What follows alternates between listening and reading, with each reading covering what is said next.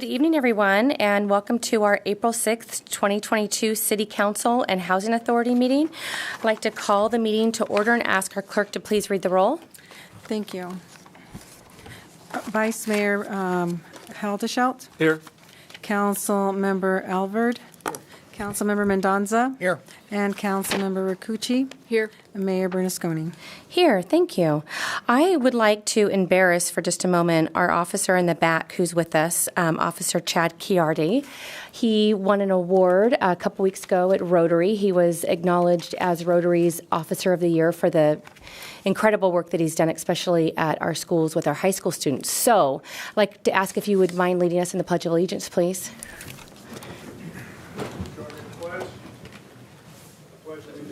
To the flag of the United States of America and to the republic for which it stands, one nation, under God, indivisible, with liberty and justice for all. Thank you very much. I'd like to ask our clerk if she would please outline the meeting procedures this evening. Great. Thank you very much, Mayor Bernasconi. Good evening, everyone, and welcome to the April 6th City of Roseville City Council meeting. If you're present tonight and have not already picked up an agenda, they are available at the end of the staff table here to my left. And as a reminder, the Brown Act prohibits the City Council from taking action or discussing items that are not listed on tonight's agenda. Additionally, speakers wishing to address the City Council may do so by stepping up to the podium, and each speaker will be given 3 minutes during public comment on non-agenda items. There is a 25 maximum minute limit for this particular part of our agenda tonight, and that's for public comment. If you would like to address an item listed on tonight's agenda, you will be provided with 5 minutes to address your comments and concerns to the City Council. Time will be monitored. So when the red light flashes at the podium, please be aware that your time has concluded. Lastly, if you'd like to address the City Council tonight, we would appreciate stating your name for the record. With that, thank you very much for joining us tonight and for your participation. Thank you very much. And we had a presentation 5.1 that will be moved Correct. to 2 weeks. So item 5.1 will be moved to the April 20th meeting, and so it is being pulled. Thank you. We'll move into public comment. Is there anyone here tonight that would like to address the council on any item that's not on the agenda? You can come forward now. Seeing none, I'll close public comment, and that'll take us into the consent calendar. Thank you. So tonight on consent, we do have items 7.1 through 7.16. And all matters on the consent calendar are considered routine in nature and will be passed by one motion. There will be no discussion on consent calendar items unless they are pulled by a member of the City Council, the staff, or a member of the public. And so with that, Madam Mayor, again, 7.1 through 7.16. Move consent calendar. Second. Anybody in the audience want to? We usually ask if there's anybody in the audience that wants to pull an item. Okay, seeing none. Consent calendar. Thank you. Thank you. We have a motion on the floor by Vice Mayor Haldeshelt with a second by Councilmember Mendonza. And with that, we'll do a roll call. Vice Mayor Haldeshelt? Aye. Thank you. Councilmember Alvord? Yes. Councilmember Mendonza? Yes. Councilmember Rakucci? Yes. And Mayor Bernasconi. Yes. Thank you, Madam Mayor. That is a 5-0 vote. Motion passes unanimously. Move into item 8.1, Sierra Vista Specific Plan, West Park Federico Community Facilities District Number 1, Public Facilities and Bond Issuance. Good evening, Mayor Bernasconi and council members. My name is Dennis Kaufman, Assistant City Manager and Chief Financial Officer. The purpose of this agenda item tonight is to approve bonds for one of our community facilities districts, or CFD. As background, the purpose of setting up these CFDs is to create a land-secured financing mechanism to fund construction of authorized facilities or services. The Sierra Vista Specific Plan West Park Federico CFD number 1 was formed back in June of 2019 with a maximum authorized debt of $90 million. The first series of bonds were issued in November of 2019 in the amount of about $7.7 million, and the second series of bonds were issued on May 5th of 2021 in the amount of $8.1 million. And tonight we're here asking for authorization for the Series 2022 bonds, which have a not-to-exceed amount of $13 million. The authorized facilities that can be financed with the bonds in this CFD are listed on this slide and include transportation improvements that include Westbrook Boulevard, Federico Drive, and Market Street, to name a few, as well as utility infrastructure and park improvements and open space improvements. This map of the district boundaries, we can skip that slide. This map of the district boundaries shows the CFD and the future annexation areas within the CFD. Market Street is on the east, on the right-hand side of the map, and Santucci Boulevard is on the west. The gray area has yet to be annexed into the district. All of the other parcels will be levied to cover the debt service of the existing bonds, as well as the bonds that we're asking to be approved tonight. Staff recommendation tonight is to approve the resolution authorizing the issuance of the third series of bonds for the West Park Federico CFD number 1 and approving the related actions and documents, including the preliminary official statement, which is used to market the bonds to investors. So this concludes my presentation. I'm available to answer any questions. Thank you. Thank you. Do any of my colleagues have any questions of Dennis? No. Okay, I'll open it up to public comment. Is there anyone here tonight that would like to publicly comment on this item? Okay, we'll close public comment, bring it back to the council. Are there any other deliberations before we have a motion? No. Okay, thank you. So a motion tonight is to adopt resolution number 22-084, which is a resolution authorizing the issuance of a special tax bond for and on behalf of the City of Roseville, SVSP West Park Federico Community Facilities District Number 1, Public Facilities, approving and directing the execution of a supplemental agreement to fiscal agent agreement and bond purchase agreement, approving the form of preliminary official statement, approving sale of such bonds, and approving other related documents and actions. May I get a motion, please? So moved. Second. Thank you. So there's a motion on the floor by Councilmember Albert with a second by Vice Mayor Haldeshelt. And with that, we'll do a roll call. Vice Mayor Haldeshelt. Yes. Councilmember Albert. Yes. Councilmember Mendoza. Yes. Councilmember Rakucci. Yes. And Mayor Bernasconi. Yes. Thank you. Motion passes unanimously on a 5-0 vote. Thank you. Our next item is 9.1, Economic Development Advisory Committee, unscheduled vacancy appointment.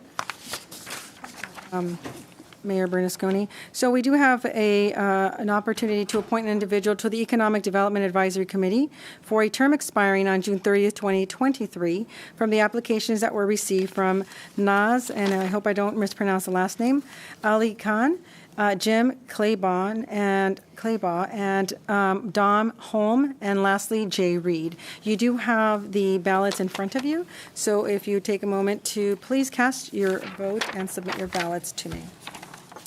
Thank you. Just as a reminder, got to take public comment first. All right, thank you. I'll open it up to public comment. Is there anyone here tonight that would like to speak to this item? Okay, thank you. We'll close public comment. And we can send our ballots in. Forward your ballots to me. Yes, thank you very much. Thank you.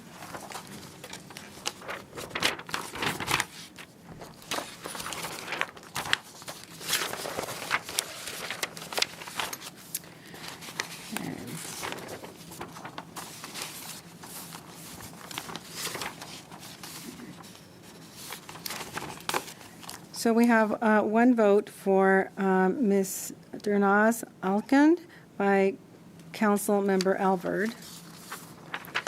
One vote for Jay Reed by Council Member Vice Mayor Haldeshelt. One vote for Naz Alkand, Councilmember Mendoza. One vote for Naz Alkand by Councilmember Rakucci. And lastly, one vote for Naz Al-Kihan by Mayor Bernasconi. With that, we have 4 votes for Mr. Naz Ali Khan and 1 for Jay Reed. That being a total of 4, Naz Ali Khan is selected as the next representative for the Economic Development Advisory Committee. Congratulations. So So moved. we do need to take, a motion, thank you. Second. I'm sorry, Councilmember, Vice Mayor Haldeshelt made a motion, seconded by Councilmember Rakucci. Thank you. With that, we'll do a roll call. Vice Mayor Haldeshelt. Yes. Councilmember Alvord. Yes. Councilmember Mendoza. Yes. Councilmember Rucucci. Yes. And Mayor Bernasconi. Yes. Thank you. Motion passes unanimously on a 5-0 vote. Thank you very much. The next item is item 10.1, the zoning and subdivision ordinances, Roseville Municipal Code amendments. It's a public hearing. I'd like to open the public hearing and kick it over to staff. Good evening, Mayor Bernasconi and members of the City Council. I'm Greg Bitter, Planning Manager with your Development Services Department, and I'm here tonight with Lauren Hawker, our Senior Planner, to present to you two ordinances amending the Roseville Municipal Code. These two ordinances are in response to recent legislation enacted by the state in 2021, and also one of the ordinances is being amended in order to fulfill our implementation measures for the housing element update. So I'm going to turn it over to Lauren to do the presentation, and then we'll both be available for any questions that come up. Good evening, Council. My name is Lauren Hawker, and I'm here tonight to talk to you about the city-initiated zoning and subdivision ordinance amendments. As Greg said, every year for the past couple of years, the legislature has passed various planning and zoning-related bills, and so every year for the past couple of years, we've needed to bring forward a project like this to address the ordinance amendments that are needed. So last year, last year, among the bills passed included Assembly Bill 345, Senate Bill 290, and Senate Bill 9. Assembly Bill 345 deals with the sale of accessory dwelling units. And what that does is creates a very narrow circumstance where separate sale of an ADU is allowed. And that narrow circumstance is when a nonprofit has built either the primary or the ADU and wants to sell the ADU as a deed-restricted affordable housing unit for lower-income households. So currently, Chapter 19.60, our ADU ordinance, prohibits sale under all circumstances, so we need to modify that chapter of our ordinance to reflect this narrow instance where sale is permitted. Senate Bill 290 is another bill amending the density bonus law. We've had one of those bills every year for the past couple of years. This one has very minor amendments. The only somewhat notable one is it adds a new parking reduction. So there are existing parking reductions where only half a space per unit is required for lower income units that are within half a mile of high quality transit or meeting some other locational criteria. That reduction is now being extended to moderate income units in addition to lower income units. So we need to modify our density bonus ordinance, which is Chapter 19.28 of our municipal code. By far the most significant bill passed last year was Senate Bill 9. So Senate Bill 9 is the one that statewide established that all properties that are zoned single family, which in the city is the R1 and the RS zone, are now allowed to have 2 primary units per lot, and also are permitted to have 1 ministerial 2-lot parcel map, subject to a bunch of criteria. Now, the staff report goes into the details, the background of the law, and all of the different changes that are needed in response to Senate Bill 9. This table just goes over some of the sort of very basic primary eligibility criteria. So for 2 units on a lot, the primary criteria are that in order to get that second unit, it can't require the demolition or alteration of housing that's been occupied by a tenant any time in the last 3 years. It can't be in a historic district or have a building on it that's registered as historic, and it can't have any one of a long list of environmental constraints. For instance, it can't be in a floodplain. Now, for a 2-lot parcel map, those same criteria apply, plus the created lots have to be approximately equal in size, so no more than a 40-60 split between them, and then each parcel has to be at least 1,200 square feet per lot. So we needed, in response to the 2 units portion of this bill, we needed to change our zoning ordinance to note that 2 units in the R1 and R2 and our S zones are permitted per lot, and also to establish the list of eligibility criteria and development standards that would apply to that second unit, to the 2 units per lot. On the subject of development criteria, for the most part, the development standards of the existing zone districts we've established apply, but there are some exceptions, and they're very similar to the exceptions that we see for ADUs. That is, if there's an existing structure and you convert it to a second unit, you can do that. And if it's a new building or expands the footprint of an existing building, then we can apply 4-foot side and rear setbacks. But otherwise, in general, our district regulations apply. For the 2-lot parcel map, we needed to modify a number of sections of the subdivision ordinance, but mainly we needed to create an entirely new ministerial map process that wouldn't require public hearing. And then, of course, we had to modify a number of sections related to that, like the hearing authority. So again, your staff report goes into the details of all of this, and the redlined ordinances are attached to that staff report. Next slide. So in addition to the legislative changes, we also have our Housing Element Program 16. That one is called Prioritize Affordable Housing. And when we adopted our housing element, we had this program that committed us to streamlining parcel maps, voluntary mergers, and lot line adjustments for affordable housing projects. So that means projects that have a minimum of 20% of their units affordable to lower income households. And the point of this is to make property consolidation and phasing easier. It's fairly common for an affordable housing project to need to either move a lot line or merge two lots or even to divide a lot for separate phasing and financing of the project. And so now that we have our city's objective design standards process, which is a ministerial design review process, what establishing a ministerial map process will do is make sure that if somebody's going through our objective design standards, they don't suddenly need a planning entitlement because they have to move a lot line slightly. So moving on to the next slide. We've been talking about all of these changes for a while now.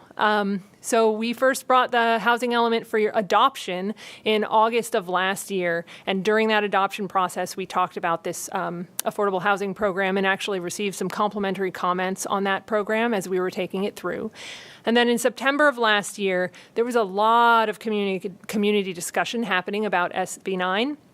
And what its implications would be for us. So we were communicating with you all about that, and we were also having significant correspondence with various community groups to explain the implications of that bill.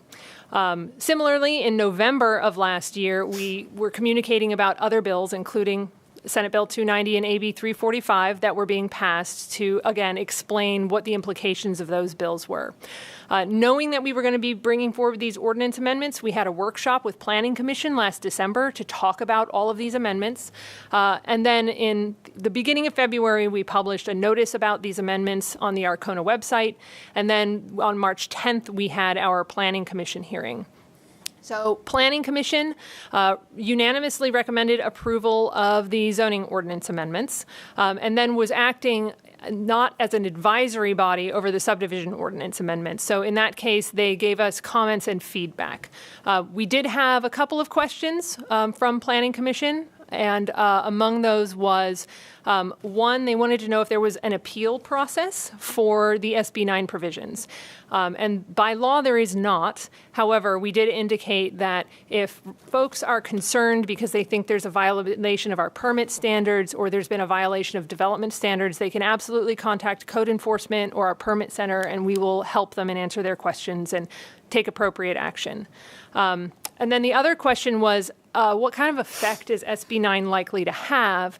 And the answer is that when it comes to the two-lot map specifically, because of the requirement that it be a 40-60 split, right, somewhat even, most of the lots in the city are somewhat smaller, and the home is centered on the lot. So you really can't do that subdivision without demolishing a home to do it. So the only place where we really see this happening is in the older areas of the city where we have those deep, long, narrow lots where the homes are on the front and often there's alley access. Those are the kind of lots where we see somebody might be able to take advantage of the SB 9 provisions. But we wouldn't expect to see this happening citywide all over the city. So the proposed changes, in short, are to bring our regulations into consistency with state law and with the housing element program. The state law we already have to comply with right now, so all of these changes, enacting them, just makes everything very clear for our staff and for members of the public wanting to know what the processes are.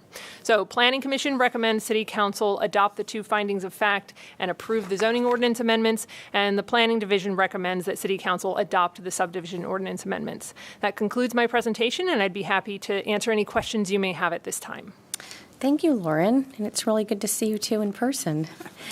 Does Council have any questions? Councilmember Alver, do you want to start us off? Yeah, with AB 345 and SB 290 and our number 9. Are these mostly just administrative approvals over the desk things, or do they have to go through? Okay, so that's the whole idea, is just to make it as easy as possible. Yeah. Yes. Okay. That's it. Thanks. Any other questions of Lauren or staff? I like the idea that even though that, I mean, we have things that we need to be in compliance because there's state regulations and some are ours that we've had, that if there's a member of the public who has questions, they can check with you or get more information on what does that mean, because a lot of people, aren't really up on something unless they see something being changed in the house next door. That's when they see it. And also, you did mention it's usually large lots and that they have an alley access, so you're not going to be seeing this happening all over Roseville. You may see some, but and maybe not, but it won't be all over. Thank you. One question, Lauren. How do they define the historic district? So it has to be listed as a historic district by either the county or a local jurisdiction. And so there's a process for that.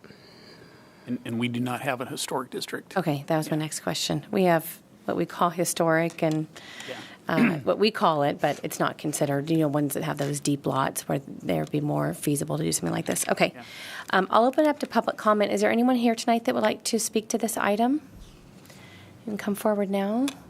Okay, I'll close public comment. Any last deliberations before we have a motion? Okay, I think we're ready for a motion. Yeah. So motion tonight is to adopt the 2 findings of fact and introduce for first reading the ordinance of the Council of the City of Roseville, amending zoning ordinance chapters 19.10, 19.28, and 19.60 of Title 19 of the Roseville Municipal Code regarding residential development standards, density bonus regulations, and accessory dwelling units. And also introduce for first reading the ordinance of the Council of the City of Roseville, amending subdivisions ordinance chapters 18.04, 18.05, 18.06, 18.10, and 18.24 of Title 18 of the Roseville Municipal Code regarding the hearing authority ministerial tentative map applications, lot line adjustments, and voluntary mergers and appeals. May I get a motion to adopt? So moved. Second. Thank you. I have a motion being made by Councilmember Rakucci, seconded by Councilmember Mendoza.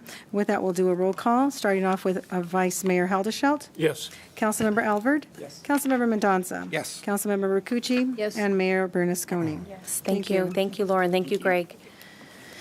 Okay, we'll do one last public comment. This is a time for anyone who wants to come forward regarding any item that's not on the agenda. Do we have anyone here tonight that would like to speak to any item not on the agenda? Okay, I'll close public comment.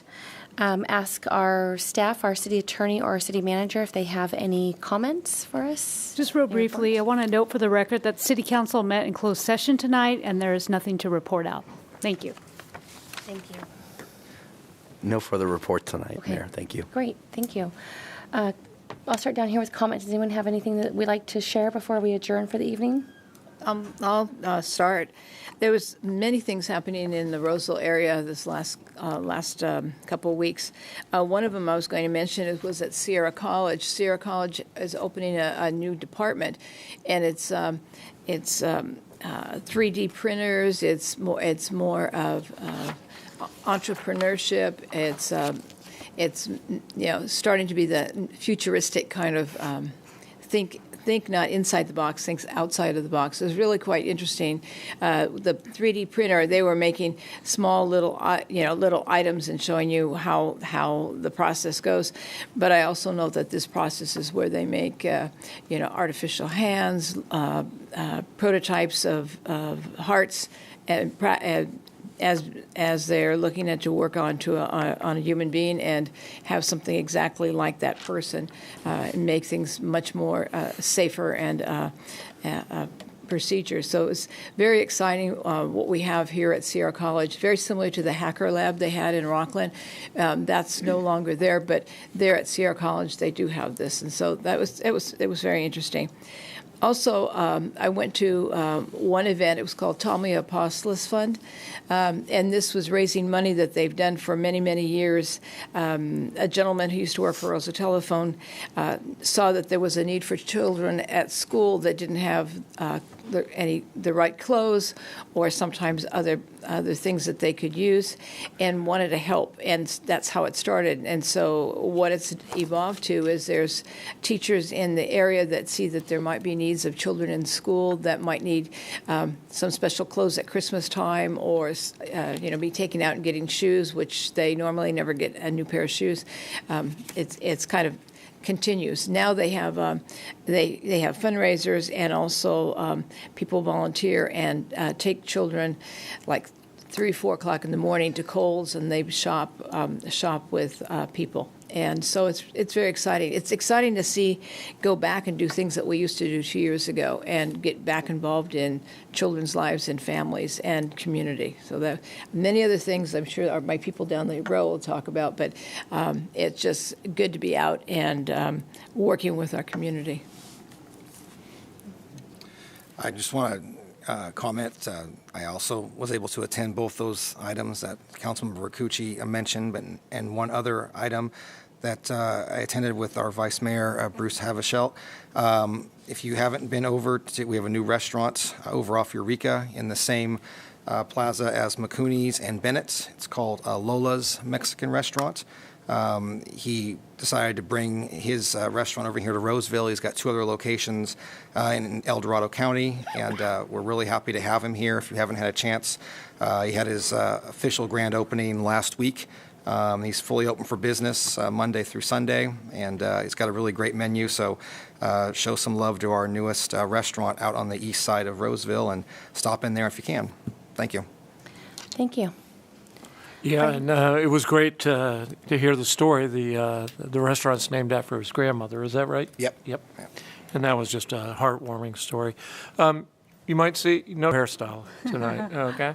Anybody? I want to thank the council members who contributed and showed up to the St. Baldrick's 20th anniversary, and I think it's been at the Westville Galleria for probably close to 10 years. But the team, the Bold and the Beautiful, odd name, but yeah, raised probably close to $20,000. So that was good. I was with Councilmember Mendoza and Councilmember Rakucci and Councilmember Alvord at Tommy. And that's, it is great to be back in person. Yep. And to see these charities, which are really these nonprofits that are the heart and the soul of really the city, whether it's the food bank, whether it's the Lions. On Sunday, I also had an opportunity to go. Sac State had a fundraiser for their campus that they're propping up. They're just north of the city, so I attended that. On Saturday, along with I think Councilmember Rakucci and maybe others, we'll be doing a park cleanup at Saugstad, right? Saugstad, right? Saturday. Yeah, this Saturday. Yep. And then I'll have the really distinct pleasure of attending and representing the city at a Eagle Scout Court of Honor for a young woman who came here in 2020, and as part of her project, and she'll have that Eagle Scout Court of Honor at the Placer SPCA on Saturday. And then 2 final things. Earlier this week, I had an opportunity to go to the California Municipal Utilities Association, which is comprised of folks like the City of Roseville and Placer County Water Agency for both Roseville and Electric. And I had an opportunity to really see how Roseville stands out from other entities. The opening comments were by the San Francisco Public Utilities Commission, and all about the interface with PG&E and the challenges facing us. So I went over to our new electric director, Daniel Beans, who is also now the chairman or president? Well, president of the California Municipal Utilities Association, and said, "We have those issues?" He goes, "No, we don't. We're pretty good." So we're powering a bright future here in Roseville. And then the last thing I want to comment, every time I come in this room, I love the history on our walls. And if you look back there where Chief Bartee is, there's a picture from 1911. That's probably about 2 years, or probably taken almost 2 years to the day after the city was founded on April 10th, 1909, so we got an anniversary coming up. Rockland's making a big thing out of their thing, but we should, Actually, Vice Mayor Havishell, you'd be remiss in not plugging your Bald and the Beautiful team to date has raised over $300,000 there you go. For childhood cancer through their team. Several of the members have put in almost 20 years. I know you're coming up on several years, so It'll be 5 next year. worth noting. Yeah, I'm not the beautiful, I'm the bald. Councilmember Alvord? You're harvesting valuable hair. That's good. I had 2 events that I attended that I thought might be of interest. One was NCORCA. It's the Northern California Organized Crime Retail Association. It wasn't organized crime people getting together. It was the retail security and police departments and our district attorney. And I was just intrigued listening to the stories. You know, the smash and grabs are very stressful to the community when we watch it on the news.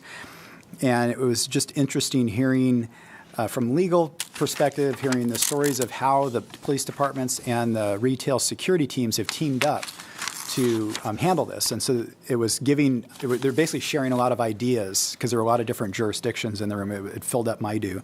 And so I just was intrigued, and it was kind of exciting to see the partnership and Roseville kind of leading out in that. And our DA, Morgan Dyer, did a good job of explaining some of the legal challenges with some of these cases. The other thing that was really interesting was GSEC, the Greater Sacramento Economic Council. They had a site selector week where they brought in site selectors, national site selectors. And these people work for different companies that deal with a very big international companies that want to expand and grow and relocate. And several of them had never been to our area before. And so the first breakfast we went to, I sat next to a couple of people.